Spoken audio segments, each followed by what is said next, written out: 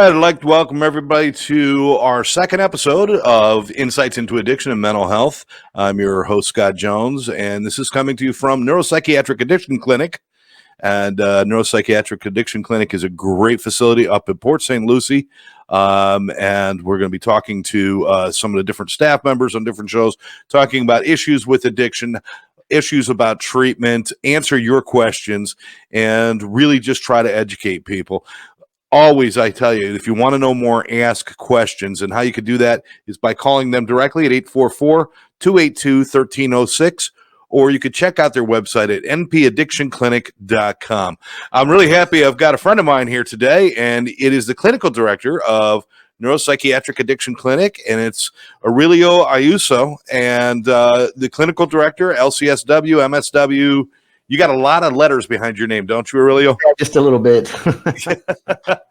Before we start up talking about addiction treatment and NP Addiction Clinic, first I want to make it clear, you spent 20 years in the U.S. Navy. We all want to thank you for your service. It's really important that we acknowledge our military and our first responders, and we appreciate the service that you have done. Now, did that prepare you for working in addiction? I mean, it's kind of thinking about military and addiction. Did it prepare you for that in some sort of special way?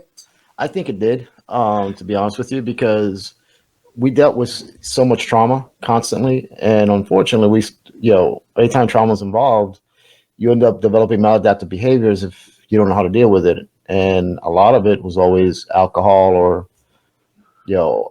other substances, which, led to people losing their careers. So in fact, while I was in, there was a whole paradigm shift within the services because of that. While there was a zero tolerance policy in place, they also recognized, especially when the wars started, that, people were suffering from addiction. And they started putting programs in place. They started training people within the services, within the commands, and even down to the squads to have representatives so that they would have someone to go talk to if you thought something was headed in the wrong direction. So, from there, it developed into, now they have actual programs, full-blown programs within the service to retain, good sailors and soldiers that otherwise would have been kicked to the curb. And that's something that you actually saw happening during your time. So it's still relatively new when you think about the history of the military and everything else. It is. It really is. But then again, that's the nature of the beast. That's how we learn. Unfortunately, we learn on others, bloodshed. So now you mentioned the word trauma. And people think about military, they think about PTSD and in different types of traumas. What is the relationship, in your opinion, and we're not talking military now, it could be military, but between addiction and trauma? Do you see a significant relationship there? Oh, most definitely. Again, this is just based on what I've seen, yes. Not hard data, but I'd say well over 93-94% of people that come through these doors that I've actually, not just through these doors, but that I've dealt with, in my career, that suffer from substance abuse problems. There is underlying trauma, and normally a lot of it is severe, and it's at a young age, and it perpetuates more trauma. And when you start using that, it continues to perpetuate more trauma in their lives, and so they end up in a vicious cycle.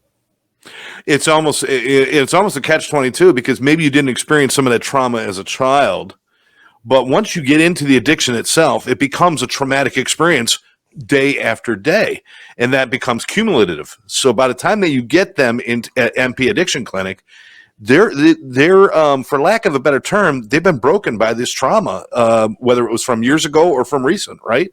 Correct. And the thing is, they're continuously living it. Unfortunately, it's with what's going on right now with the opiate epidemic and fentanyl, for example, and then you add the pandemic into it. A lot of these people are waking up, and then they're looking over to the left or to the right, and the loved one is not waking up with them because they were all getting high, and one of them ended up overdosing. And we're seeing that more and more every day. Right. I think the epidemic kept a sort of a lid on it, but now we're starting to see those numbers climb up again astronomically because of it. And a lot of it is related to the trauma that they suffered while they were in lockdown. And then it continues. They continue to use. They see people dying. They're traumatized. So guess what they want to do? They use again because they don't want to remember those memories. and it just keeps going, and the cycle keeps going and going until finally they find treatment, they find help. Well, I'll tell you, Aurelio, one of the most telling statistics that I'm aware of is that in Oregon, the state of Oregon, they had a 70% increase during COVID, a 70% increase in opioid-related deaths. Does that surprise you? I wish it would, but it does not at all. I'm afraid to see the numbers that come out after the year's end when they look at it from a nationwide perspective. It's scary. I mean, the whole COVID crisis, and it's still going on. People still, please take care of yourselves, get vaccinated, do what you got to do. But the isolation, the stress, the lack of employment, all these things that went on are like really real feeders into addiction, aren't they? Very much so. Very, very much so. I mean, look at what happens if I'm isolated, I have nothing else to do. And it's let me step back a minute. It's happening across every age group. Yeah. It does not matter who they are. You could be, we always look at the young kids, but we've had a rash of those, older in age. It started to happen, 60s and up. We're seeing a rash of alcoholism, that we've never seen before because they were isolating. They're afraid to go anywhere. So those that would have the occasional glass of wine on the weekends with friends, now they find themselves that their friend is that glass of wine. So now they're from drinking once a week to drinking a bottle a day. And before they know it, now they're having medical problems because of it. And because people aren't mingling the way they used to, the people aren't connecting the way they used to. Whereas somebody might have blown a whistle and said, there's a problem here.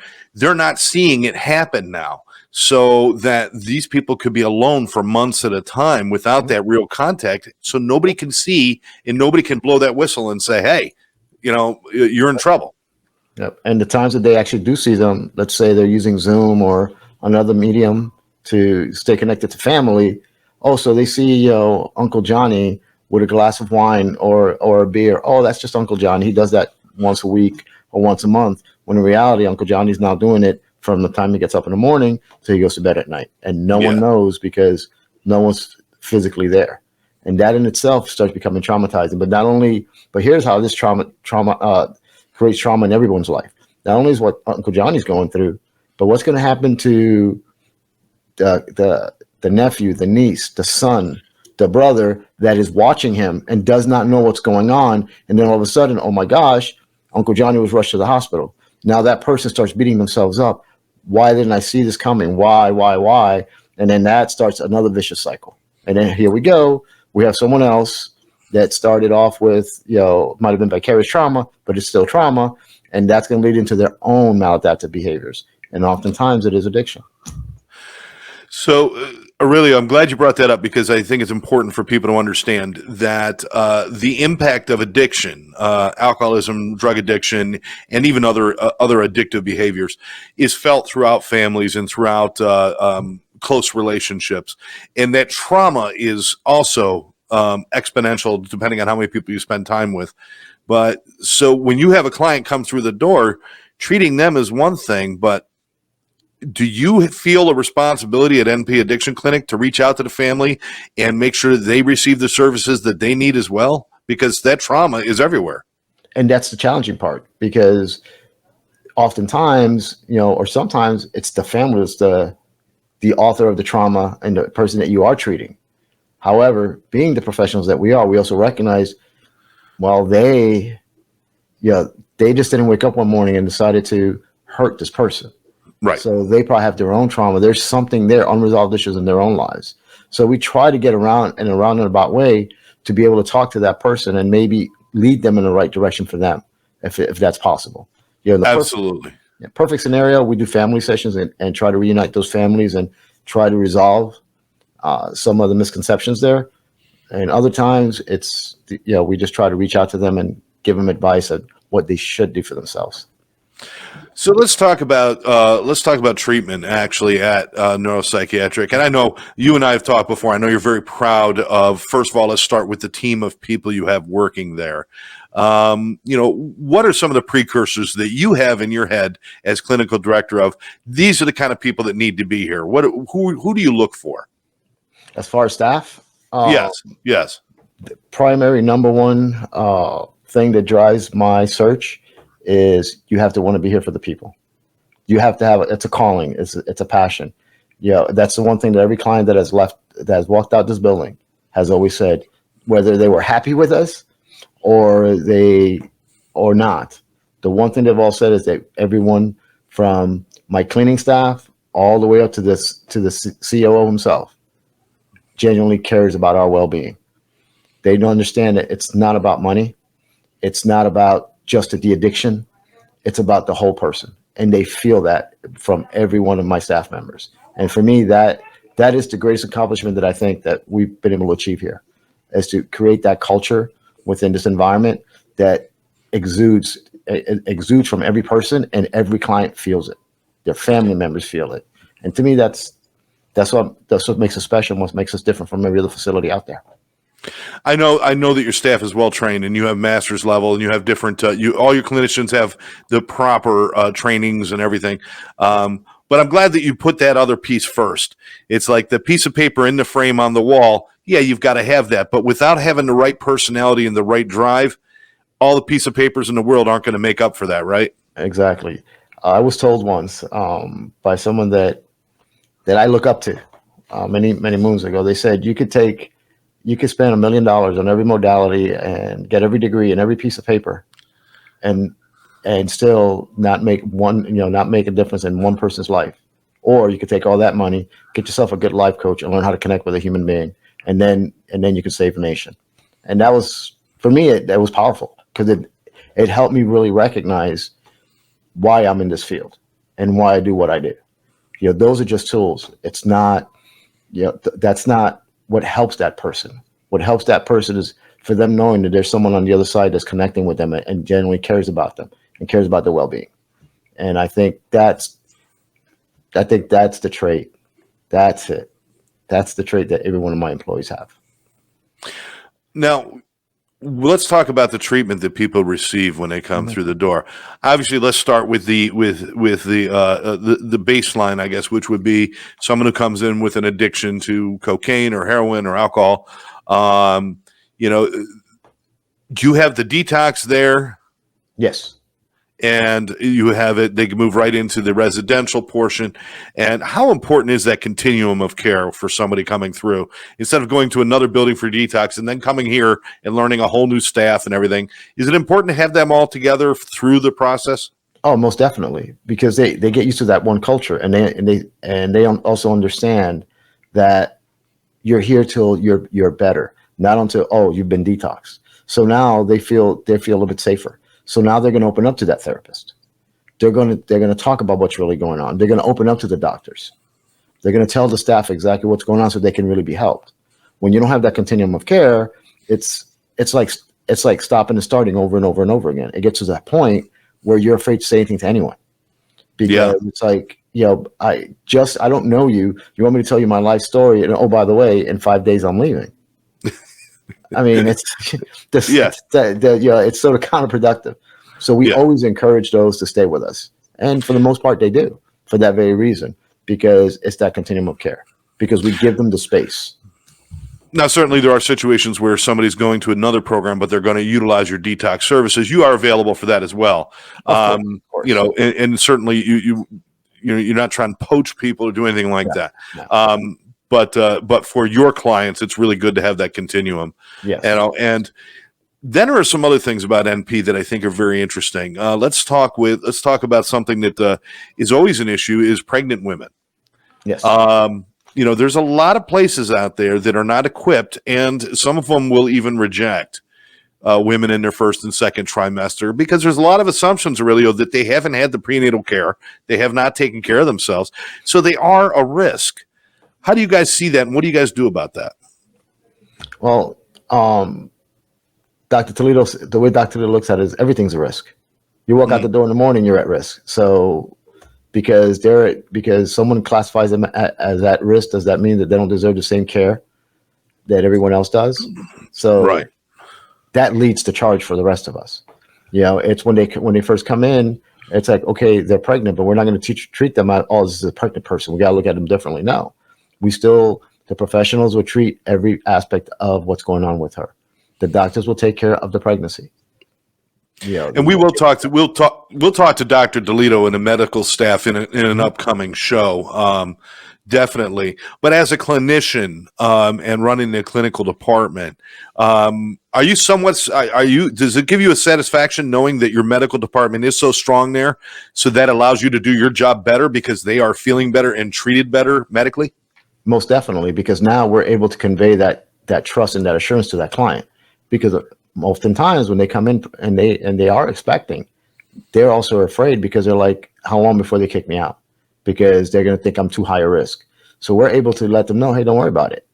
Yeah. You're fine. You'll move on when you're ready to move on. Not when there's some sort of artificial clock saying that you have to move on. And that's a big help for us, because now we don't have that time clock in the back of our heads. We know that we're able to treat them, at their pace. Identify what's really going on. What's the underlying issue?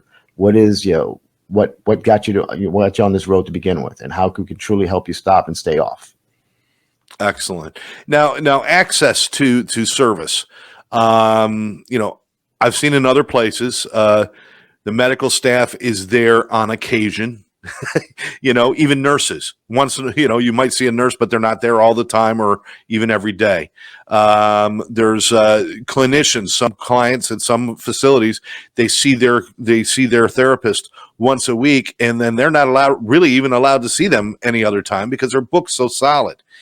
You have a different level there where, you can't just run up and grab a therapist if they're in session, but they have access to people to talk to at any time, pretty much day or night. Isn't that true? That is true. I'm one of the very few facilities that actually have licensed professionals on staff 7 days a week. So there's always going to be a credentialed therapist on staff as far as the clinical side. Nursing, I have a minimum of 2 nurses a day, 24/7, on staff, waiting, take care of the clients. We have a full-time pharmacy here for that very reason. So we're able to meet most of the needs. All my doctors are on call 24/7, including the medical director.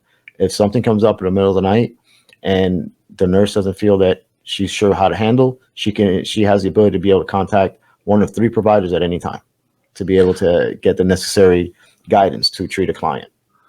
And as far as the clinical side, on my side of the house, not only are my clinicians here, it was one of the things that drive my clinicians crazy.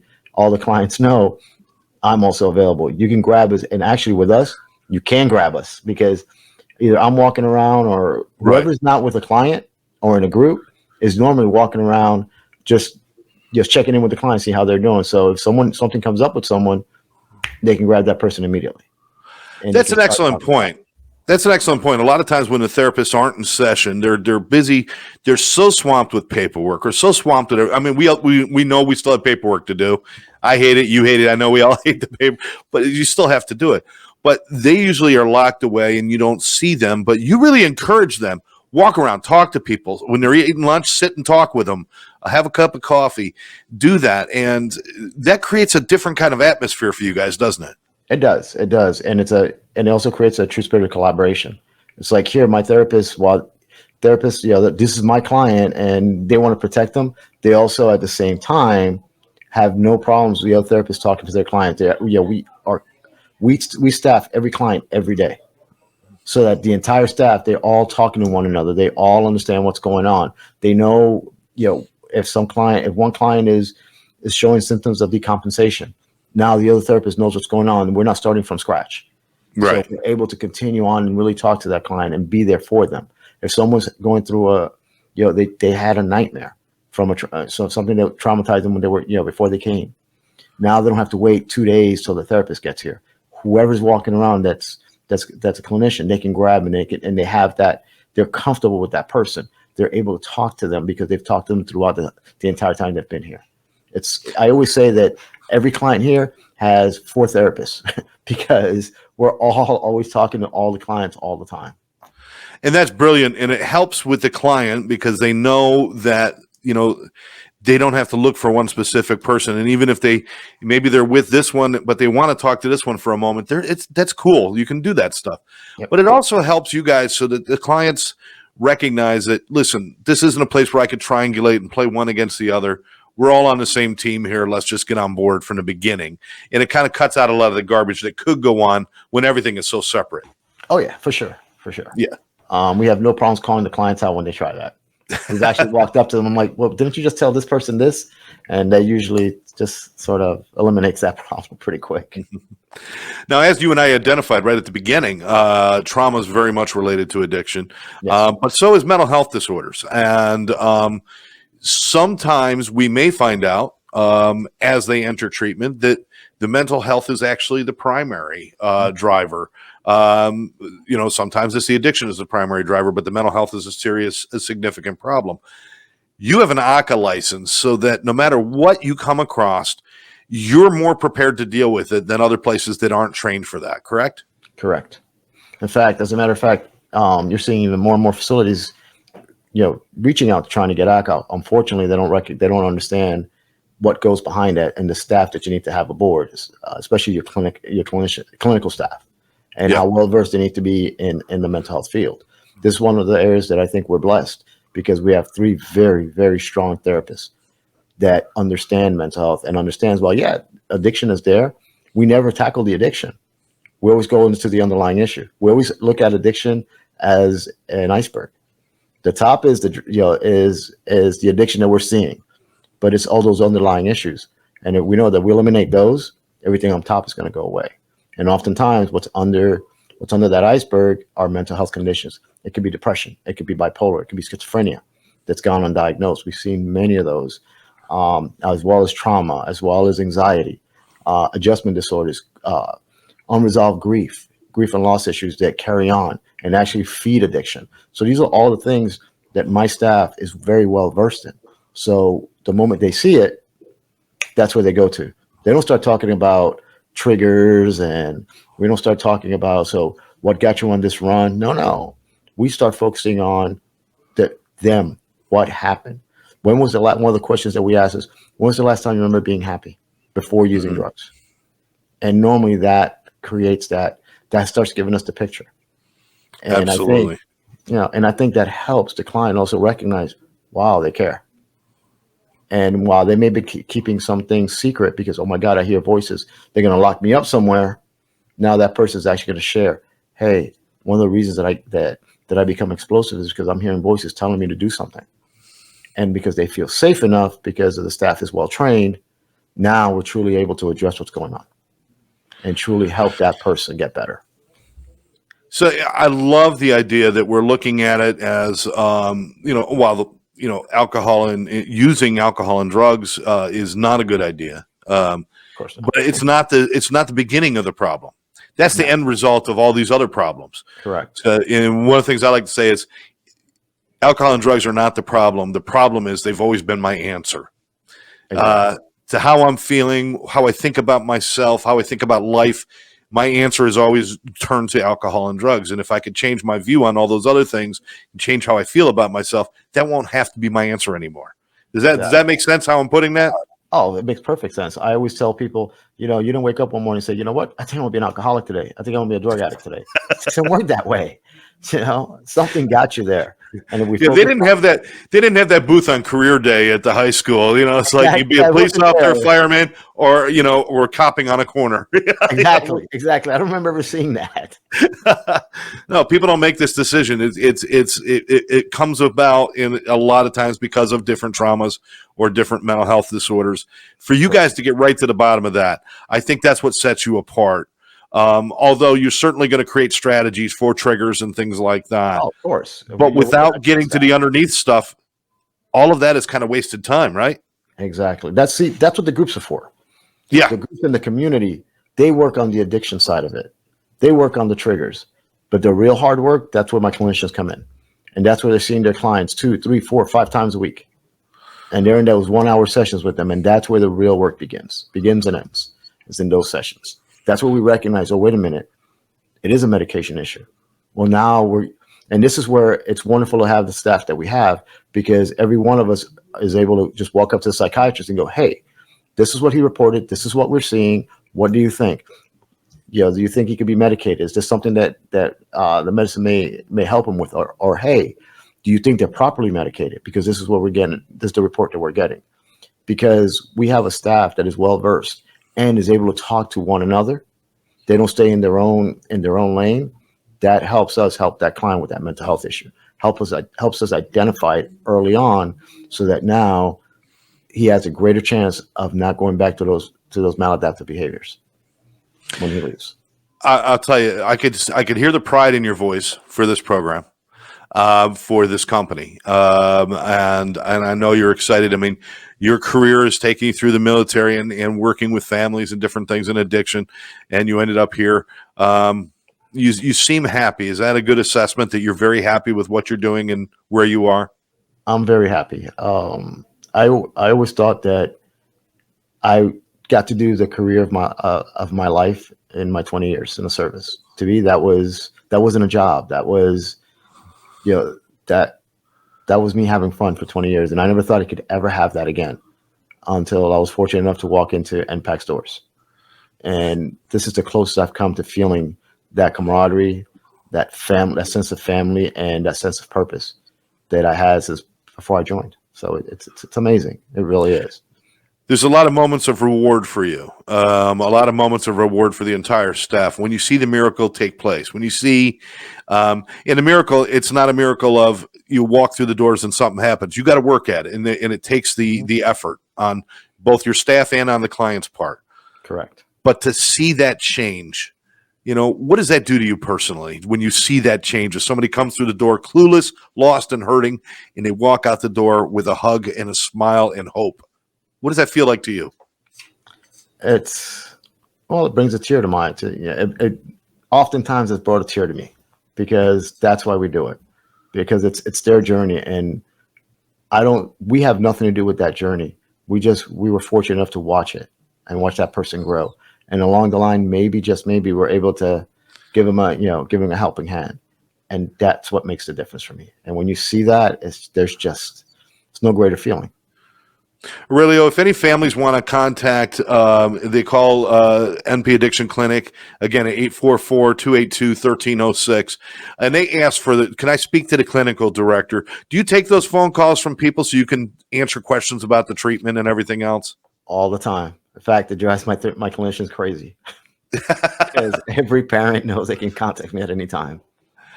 And that's important, though. I mean, you and I both know people spend more time researching buying a car than they do the place they're going to put their son or daughter to save their life. So we want them to ask questions. We want them to be informed. You don't want the parents who don't know what's going on, because then you can't work with them. Correct.